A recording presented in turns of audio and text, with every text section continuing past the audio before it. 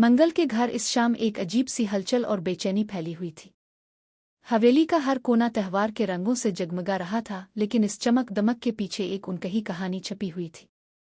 घर में गणेश जी का विसर्जन होने वाला था और पूरा खानदान इस पाक मौका के लिए बेहद पुरजोश था।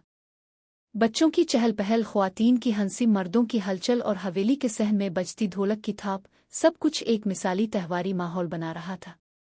मंगल इस बार बिल्कुल मुख्तलिफ अंदाज में नजर आने वाली थी। महाराष्ट्र की रिवायती पोशाक में सजी, हल्की सी मांग में स्विंगर, गिले में मंगल सवित्रा और हाथों में शानदार कंगन, मंगल मुकम्मल तौर पर किसी फिल्मी मंजर की तरह दिख रही थी। इसकी आंखों में झलक रही थी एक अजीब सी संजीदगी जो पहले कभी किसी ने महसूस नहीं की थी। सब सोच रहे थे कि मंगल सिर्फ त्योहार के लिए खूबसूरत लग रही है, लेकिन इसके दिल में कुछ और ही अटेल पथल मची हुई थी। पूरा खानदान गणेश जी के विसर्जन के लिए बेहद पुरजोश था। सब हंसते गाते, नाचते और गीत गाते हुए सहन की तरफ बढ़ रहे थे। छोटे बच्चे फूलों की पंखुड़ियां हवेली के हर कोने में बिछा रहे थे ताकि बप्पा का ये विसर्जन और भी मुकद्दस और यादगार बन जाए। लेकिन घर के अंदर की ये खुशी हवेली की दीवारों के अंदर छुपे राजों और उनके जज्बात के मुकाबले में कुछ भी नहीं थी। घर से बाहर नदी के किनारे पानी में बप्पा का विसर्जन हो रहा था।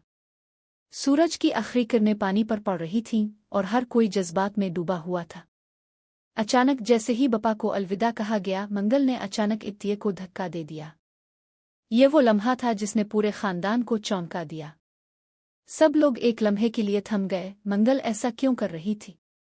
इत्तिए, जिसकी ज़हनी हालत पहले ही कमज़ोर थी, अचानक पानी में गिर गया। इसकी आंखों में खौफ और सदमे के जज्बात वाज़े तौर पर नजर आ रहे थे। जैसे ही पानी में गिरा, इत्तिए ने खुद को बचाने की पूरी कोशिश की, लेकिन नदी की तेज धार इसे बहा ले जा रही थी। आसपास खड़े लोग खौफ के मारे चीखने लगे। मंगल की नज़रें खौफ और पछतावे से भर गईं। इसके हाथ कांप रहे थे, लेकिन वो खुद को काबू में रखते हुए पानी में कूद गई। वो सिर्फ इतना जानती थी कि इसे इत्तिए को बचाना है। और इसी दौरान एक और शॉकिंग मोड़ आया। नदी के बीच में इत्तिए का पीर किसी पत्थर में फंसा और वो तकरीबन डूब ही गया था। मंगल ने अपनी पूरी ताकत लगाई और किसी तरह इसे बाहर निकाल लिया। लेकिन ये वाकया सिर्फ एक हादसा नहीं था। खानदान के अंदर के जज्बात का तूफान अब और भी भयानक शक्ल इख्तियार कर रहा था। इत्तिए की हालत को देखकर सब लोग सवाल करने लगे, मंगल ने ऐसा क्यों किया? क्या वो वाकई इसे नुकसान पहुंचाना चाहती थी या ये सब किसी मंसूबे का हिस्सा था? दरहकीकत कहानी में एक बड़ा राज छुपा हुआ था। डॉक्टर ने मंगल को शॉक ट्रीटमेंट देने के लिए कहा था। इत्तिए की ज़हनी सेहत के लिए ये इलाज इंतहाई ज़रूरी था, लेकिन किसी ने ये नहीं सोचा था कि ये इलाज किस हद तक खतरनाक हो सकता है। मंगल जानती थी कि अगर उसने इत्तिए को सही तरह से संभाला नहीं तो ये इसकी जिंदगी भी खतरे में डाल सकता है।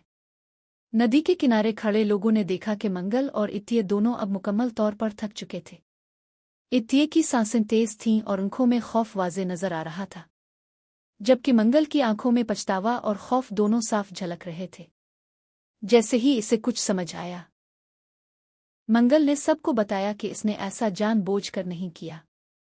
वो सिर्फ डॉक्टर की हिदायत के